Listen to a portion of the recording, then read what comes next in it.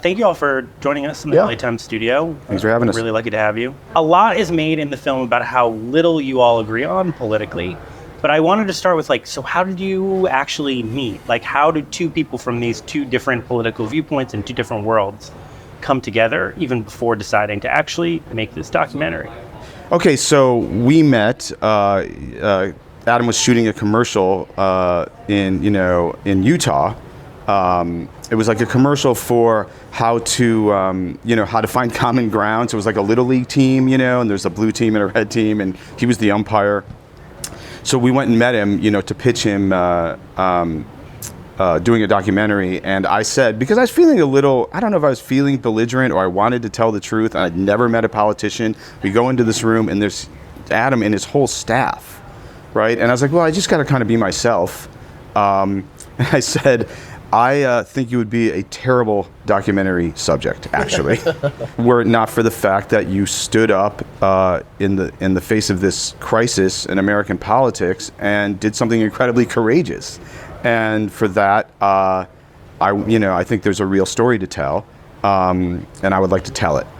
I was approached by dozens of people that wanted to do a documentary, but they were all focused on, okay, you voted to impeach. We want to follow the horse race of your reelection. Can you win, right? And I knew at that point I probably wasn't going to run again anyway. I'd been in 12 years. But to me, one of the things that always kind of bothered me as a politician is two things. Number one, somebody told me when I ran the first time, they go, the second you say you're in politics, everybody's sense of humor disappears. That is 100% true, by the way. And the second thing is, people don't see politicians as humans, right? You become a meme. You're something they see on TV, something they hate or they like, whatever. And they basically came along. Steve's like, look, it's not just the horse race of re-election. We hadn't told him at this point that we weren't running.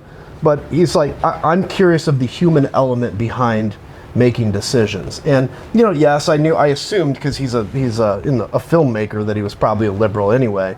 And actually, to be honest with you, I prefer that he's on the left of me, because we actually get along better because of that. Because I can rip on him for his beliefs, he can rip on me for mine. And that's how I grew up, making friends. That's what you do with your friends. And I thought it was important to see the human element of what, standing for truth is, but also to see that, we don't have to make friends just based on who agrees with us politically. So to me, it just made sense to do this. And from my family's perspective, because it's a very invasive process, we knew that our son, who was in the process of being born, he was probably 4 months, and my wife at that point, we knew that this would be an important time to tell him, and we could never be able to tell that story like this can. The backbone of the film for me is the behind-the-scenes glimpses of the January 6th committee hearings, which I watched religiously. Adam, from your perspective, what would you say you want viewers of The Last Republican to sort of learn about the process and what the committee was doing that they might not have gotten from just watching the hearings on TV or reading about it? It's a great question, because what I think the movie does really well is, everybody saw the hearings from a network TV feed or C-SPAN, which doesn't bring the depth of emotion. I actually sound like a filmmaker now in how I'm talking about You're doing this. good. But when you show, I will watch this movie, and when it shows my face, I can actually tell you what I was thinking, because you can see the emotion in your face that you're not going to see anywhere else. And so what I hope this does is it shows people that, yes, we presented a good production for the hearings. It was important to do that. We have well-timed dialogue with the video that's coming up. But behind the scenes, we worked really hard on this. You can see the times we're sitting around, Liz Cheney and I, or the staff, and we're talking through different things, or you can see our Zoom calls where we're going over depositions. There's actually a cut in there with Nick Fuentes, who's a white supremacist that we're deposing. And I want people to be able to see all the hard work that went into this. We had a very limited time frame. We were limited by the end of Congress. This investigation could have gone on 3 years, but we were able, I think, frankly, to move heaven and earth and frankly create some magic in the short amount of time we had. And I will say, The Last Republican has the only kind of cinematic footage from the floor of the hearing that exists anywhere in the world. It was the only camera on the floor that could do that. And I think that's very special. Steve, from your perspective, having worked in TV so much, What's your assessment of the January 6th committee hearings as a production? Like, what impressed you about it? What did you think worked? What did you think maybe could have been improved? Wow, that's an interesting question. Because I became aware that there was gonna be like a television like style production in terms of communicating the information, and I was really curious about it and how they were gonna do it. I mean, I thought it went off really well. At first, you know, there was so much. I've been following the story with Adam, and I was like, I don't even have any understanding how they're going to condense what is this, these volumes of information in all these different categories, from the Justice Department, what was happening on the ground, what Trump did that day, and how are they going to, how are they going to wrangle it into, So first of all, I think the writing. So writing number one was great. Like if I were reviewing the writing, the presentation was amazing because they were able to communicate the most important, the things that the American people need to know. Crucially, like very, very well every time. So I was really impressed with that. If I was being critical, I would say the big screen, right? If they knew, because they literally had almost like an institutional public school screen above the dais, right? And they were projecting, depositions and various things in clips as part of their presentation. And, for the national press, it was fine, right? And then they were able to, I think, broadcast it properly. But in the room, I was like, if I'm being critical, I'd be like, you could have used, how about 20 big screen televisions or something? 20 big screen televisions we should have put in. Yeah, that would have gone well. Okay, With 5. government money. 5 big screen Give me televisions. 19 more big screen televisions. Nancy Pelosi. That's right. It's the government. Yeah, that's true. Well, okay. Then that ABC producers, they couldn't have donated some nice, just some really nice, get some really, And get I'll some nice 4K televisions. Okay, maybe not 20, but 4K TVs. Some maybe, some Just 75 inch. offices. But we had James Goldstein, who was former ABC News president, understands this stuff. Again, and I hope it's clear in the movie. I literally thought this was going to fail. No congressional hearing has ever succeeded. Let's be honest. Think of one that has. I can't. So I'm like, this is going to fail like all of them, but at least I can look in the mirror. And we succeeded. And that to me is incredible. And to have it captured on film is awesome. I wanted to ask a little bit about, I think some of your critics on the left, possibly Steve included, would say that Trump is sort of the end point of a longer period of evolution in the Republican Party.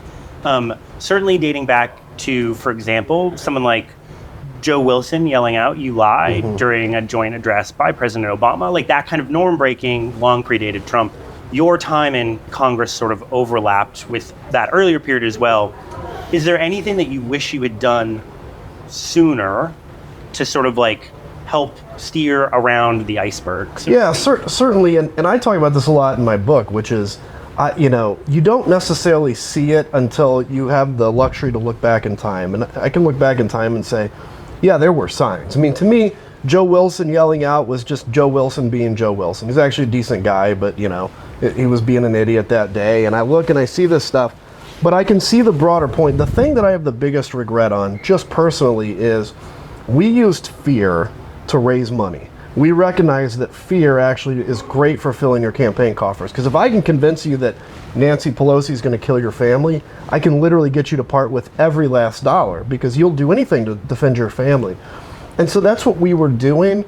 Now, I will say that of all the Republicans in the House, I was probably the most aggressive against that kind of tactic all along.